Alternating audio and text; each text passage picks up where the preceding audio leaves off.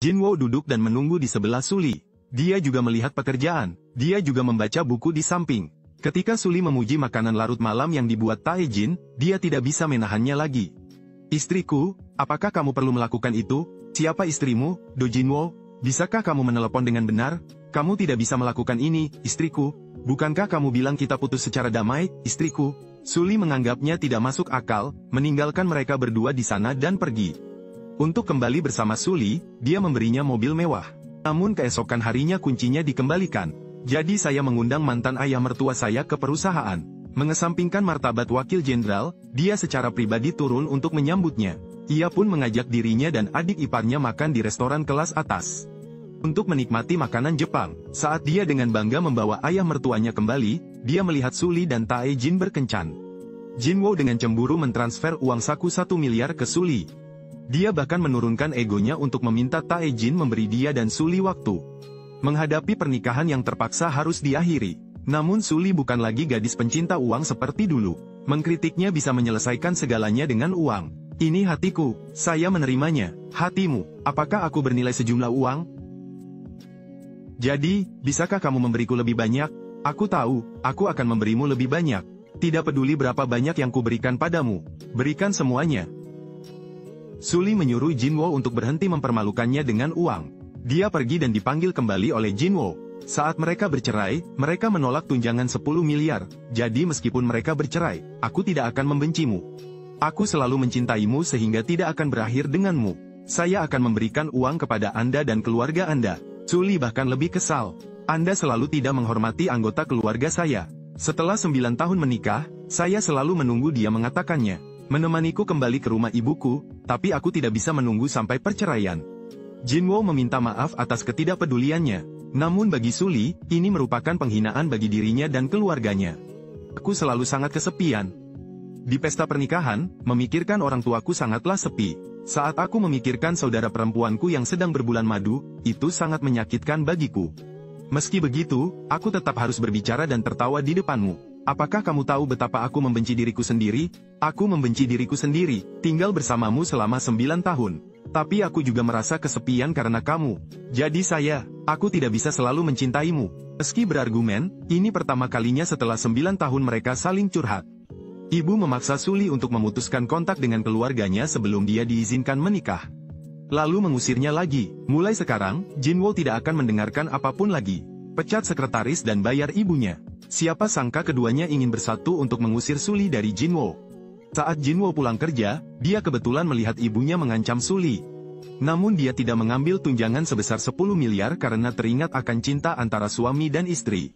Dia dulu membenci Suli, tapi sekarang yang tersisa hanyalah rasa bersalah. Kakak, kupikir aku memahamimu, tapi itu hanya, gunakan saja caraku untuk mencintaimu. Untuk pertama kalinya dalam 10 tahun dia meminta maaf kepada Suli. Setelah dipahami, Suli pun ikut menangis.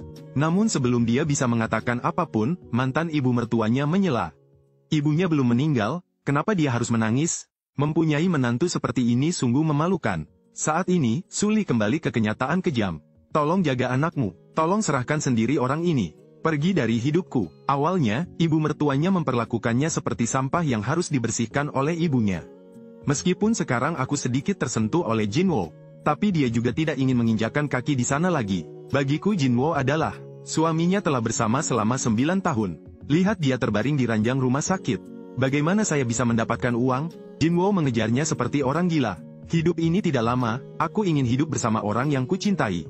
Akhirnya, saya menjelaskan kecelakaan saya sebelumnya kepada sekretaris saya. 9 tahun aku cuek padamu, padahal aku tahu kamu menikah denganku demi uang. Tapi saya pikir, aku pun mencintaimu. Sampai Anda melukai harga diri Anda, itu tetap tidak akan berhasil. Bagiku, cintanya seperti sebuah kenyamanan. Aku tidak mencintainya, hanya karena kamu tidak pernah mengatakan kamu mencintaiku. Jinwo meminta maaf, berharap bisa menyelamatkan pernikahan mereka. Namun Suli tidak ingin kembali lagi untuk menebus lukanya ini. Dia hanya ingin mengandalkan dirinya sendiri untuk menjalani kehidupan yang damai.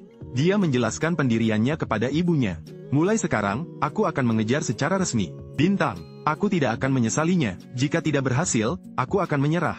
Sehingga, jangan biarkan aku menyentuh sehelai rambut pun. Untuk Suli dan istri serta anak-anaknya. Bintang, istri dan anak-anak. Suli pergi ke wawancara sebagai MC dan ditertawakan. Begitu Hari melihatnya, dia tersingkir. Sebab, dia menyandang label mantan istri wakil presiden. Khawatir wakil presiden akan berhenti beriklan karena dia. Setiap kali dia depresi, Tae Jin selalu menyembuhkannya dengan lembut. Tidak lama kemudian, Suli berusaha untuk bekerja kembali. Ada pula peluang menjadi tuan rumah pengganti. Tae Jin khawatir dia akan gugup jika muncul lagi setelah 9 tahun. Harus langsung pergi ke studio rekaman untuk menyemangatinya. Adapun Jinwoo, saat dia melihatnya kembali menjadi MC, itu berbeda. Dengan murah hati membelikan lusinan gaun mahal sebagai hadiah untuknya. Biarkan aku pergi, biarkan aku pergi. Biarkan aku pergi dengan cepat. Pakailah pakaian yang kubelikan untukmu dan kamu akan melepaskannya. Jangan memakai pakaian compang camping ini. Jinwoo tidak menyangka Suli begitu manis. Sekali lagi diperingatkan untuk tidak beriklan di programnya. Jika dia menyebabkan dia kehilangan pekerjaannya, dia akan membunuhnya. Jinwoo memperhatikan Suli pergi dengan marah. Mau tidak mau tertawa terbahak-bahak. Meski dipukul dan dimarahi, dia tetap bahagia. Menunggu Suli keluar dari pekerjaannya dan naik taksi, dia muncul lagi untuk membuat kejutan. Suli terkejut dan kemudian memperlakukannya seperti udara. Hubungi Tae Jin lagi untuk bertemu. Ketika Jinwoo mendengarnya memanggil pria lain, dia menjadi cemburu. Sengaja berbicara dengan keras agar Tae Jin bisa mendengarnya. Berkedip Tae Jin merasa kecewa lagi. Memikirkan tentang keberatan ayahku dan memikirkan saat Suli bersamaku. Takut ketahuan oleh anggota keluarga. Dengan Jinwoo yang menempel padanya, Tae Jin ragu-ragu. Setelah bertemu Suli, dia sering menyebut Jinwoo. Akhirnya dia memutuskan, kami berpisah sementara untuk sementara waktu. Bisakah kalian berdua memberi kami waktu? Kalian berdua urus urusan kalian sendiri dulu. Begitulah caraku melihatnya. Untukmu hidupku lebih penting dari hatimu. Dalam hubungan cinta ini, tidak ada pilihan lain.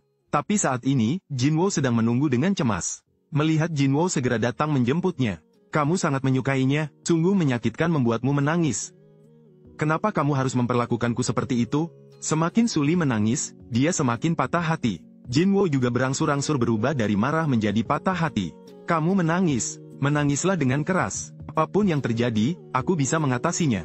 Aku bisa menangis sepuasnya. Aku berpura-pura. Dia menanggung. Apapun yang terjadi, dia hanya ingin menghibur Suli yang sedih. Jinwoo meminta Suli untuk memberinya kesempatan, meskipun dia berpura-pura mencintainya. Saya akan menebus apa yang tidak bisa saya lakukan untuk Suli. Pada suhu minus 50 derajat, dia bisa pergi ke rumahnya pagi-pagi sekali untuk menyebarkan benih anti-sleep. Asalkan dia tidak terpeleset dan terjatuh. Dia ingin bersamanya, meskipun dia akan diusir kapan saja. Bahkan pergi bersama Suli ke restoran pinggir jalan. Makan ceker ayam bersamanya sampai mual.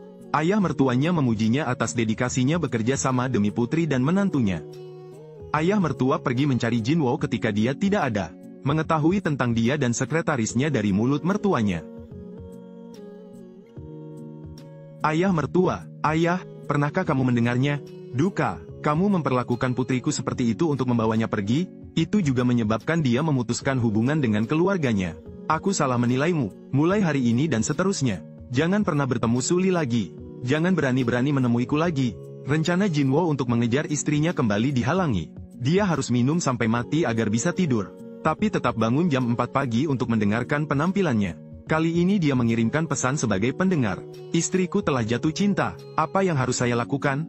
Suli tidak tahu harus menjawab apa. Apakah kamu masih mencintai istrimu? Tentu saja. Jadi, aku dengan sabar menunggu, sampai istrimu berubah pikiran. Kamu harus memberitahu dia bahwa kamu selalu berada di sisinya. Diam-diam pegang tangannya, peluk dia erat-erat. Katakan padanya setiap pagi bahwa aku mencintaimu.